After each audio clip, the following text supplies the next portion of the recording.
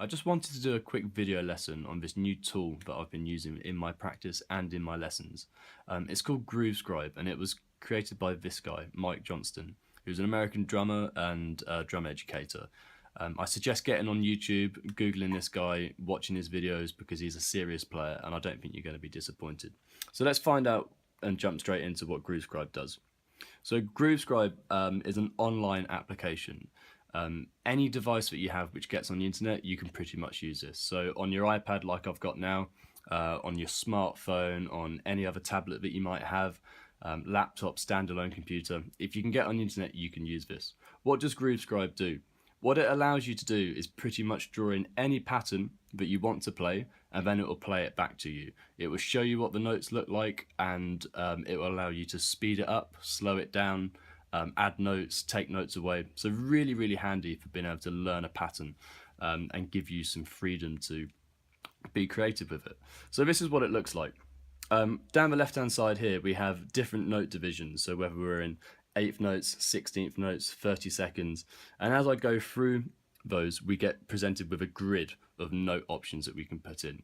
So let's clear everything and let's draw in a note, draw in a groove. So for instance, if I was to give you this for your homework, which looks familiar, our nice 8th note groove, I want to get that into Scribe.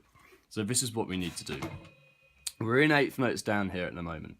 A little trick which I found, which I think is really helpful, before we even put notes in, if we hit stickings down the bottom and up the top here, it gives you a list of things which you can display. So if we put in counts, it then gives you the counts, our 8th notes across the top, so we can see how that correlates to our grid. And it's as easy as just touching the notes in that you want. So we need 8th notes on the hi-hats,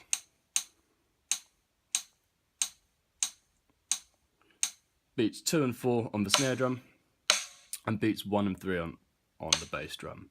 And there we go. As I draw the notes in on the grid, you can see that it displays the notes down there in actual music on a stave as well, which is really handy for being able to reference, your music reading at the same time. Then all we need to do is press play and it plays it back to you. So not only does it play it back, you get this red play bar as well, which works its way through the notes and you can follow along. Cool. So for instance, this is new to me, I've never played it before and it's a bit of a struggle. What we can do is, using the Bpm slider, so that's beats per minute, I can just drag this right back down and it'll slow it down and play back the same pattern but slower for me to give me a chance. Okay, really handy. As I progress and I want to push myself, we can nudge it up a bit, speed it up. Okay, as I progress through I can speed it up even more. So the handy thing being is that I've got a reference of how fast can I go today, or where am I sitting. Really, really useful tool. Up the top we've got the metronome. So at the moment it's set to off. If I put it on 4th, so every quarter note, we're now going to get a metronome pulse on every note just to reinforce where the time is as well. So for instance, if I was practicing, once I get this comfortable and I can play it, what I might want to do is I might not need to hear the drums in the background. So in the options I can go to solo the metronome, so now I won't hear the drums, all I'll hear is just the metronome and I can try and play along. What I still get though is the red play bar following through the notes so I can follow along. So that's quite handy. Let's put the drums back in, so take the solo off. Are we there? Yeah, okay. So once I've got this pattern in, I need to save it so I can get back to it every day when I practice. It's as simple as this. Hit the share button down here, it opens up a little window and you get a web link. So all I need to do is, if I select it, copy it, and then I just need to paste it somewhere. So here I have a notes folder on my iPad of all some groove ideas that I've been working on. What I need to do is just touch in there, paste it. I can title it if I want to, and then I can come back to it. So now, when I click on the link, it will open up my Safari page, and it's going to take me straight back to that groove, exactly how it was last time I left it off, which is really, really handy. Once I've got the groove in there, and I can play it at some different tempos, what Scribe is really handy for doing is allowing me to then develop it. So what happens if I wanted to add another bass drum in? What's that going to sound like? Let's have a listen. Okay, what happens if I wanted to add one there but then get rid of that, you know? What's that going to sound like? Really, really handy, so I can physically see what's going on, and I can play around with it. If it's too much of a challenge, I'll now just slow it back down. For instance, if I was working on that, but I wanted to just look at my hands, all I need to do is just go down by clicking on where the actual, it says hi-hat, snare or kick, and I can mute the kick. So now all I'm going to hear is the hi-hat and snare drum. Once I'm comfortable with that, put the bass drum back in. Let's try putting in a slightly more complex pattern and see how that works. So if we look at this one here, okay, we need some 16th notes going on in there, okay, on the A of 2 and the E of 3. Let's try and put that in. So down the left-hand side, we'll go into 16th notes now. So the great thing is that it keeps the pattern that I had before. It's just giving me more options on the grid of the notes to put in. Up the top, click on stickings again, show counts. It will then just re-put in all of my 16th notes. So now I can see groups of 4, 1 E under, 2 E under, 3 E under, 4 E under. Let's put that pattern back in. So we need to move the bass drum back over to the 1. Sorry, the 3, and then we need the A of 2, and then the E of 3. I think it was. Yep, okay, there we go. Let's keep it a nice slow tempo. We'll keep the metronome on. Press play. What's it going to sound like? Oh, we can get rid of that as well. Good. As I progress through, I can speed up the tempo, or I can think about moving some notes around. Well, I've got an E there. Why don't I put an E over here? What's that going to sound like? I've created my own pattern. So once I've drawn in those notes and I'm happy, I've got a variation, I can just go back down to share, copy and paste the link into notes, name it if I wanted to, and then I can jump back in for my other variations. A couple of extra little bits which are handy to know about, some more advanced options.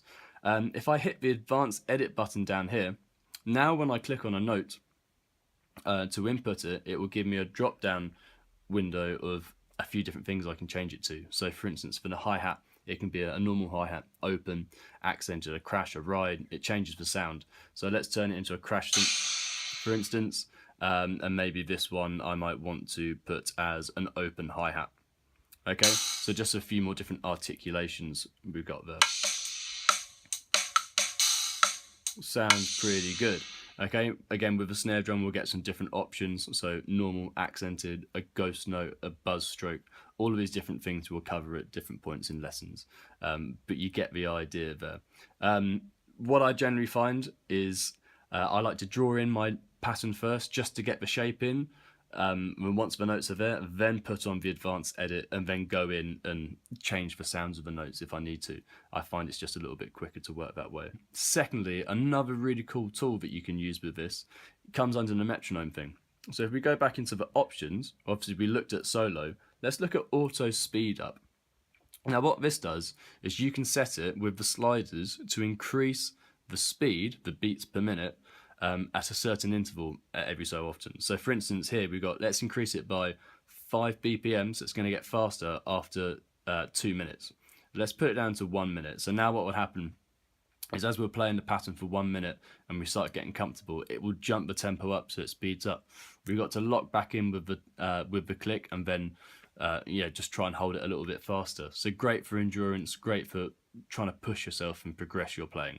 Couple of other advanced things what we can do is we can show toms. Okay, so you got a rack tom and a floor tom in there as well if you're working on a fill or maybe some grooves that incorporate the toms, but we don't need to see those all the times.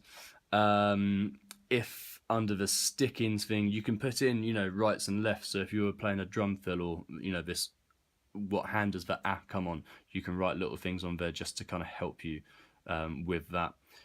Play around with it. That's the main thing, is get comfortable drawing in notes, but then also try to play it. Another thing which is quite handy to do is adding it as a home screen to your device. So on an iPad or an iPhone, just up the top here where you've got the little share button, add to home screen. By touching that, what it effectively does is then puts like a little widget on your desktop, so that now when I click that, it will open up Groove Scribe straight to the website. Okay, or if I wanted to, I can go back through my my grooves in my notes here, and I can look at, I don't know, let's go, this was something I was practicing the other day, slowly getting there. It's pretty complicated, but this has really helped me being able to break it down. What does it sound like? Wait for it to load up, and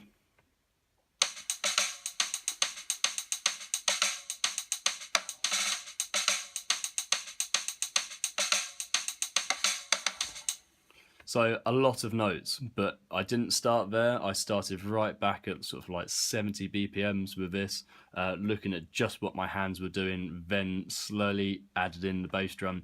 And it's, you know, I'm almost there. Still got a way to go, but Groove Scribe has made it really helpful for me. I hope it helps you.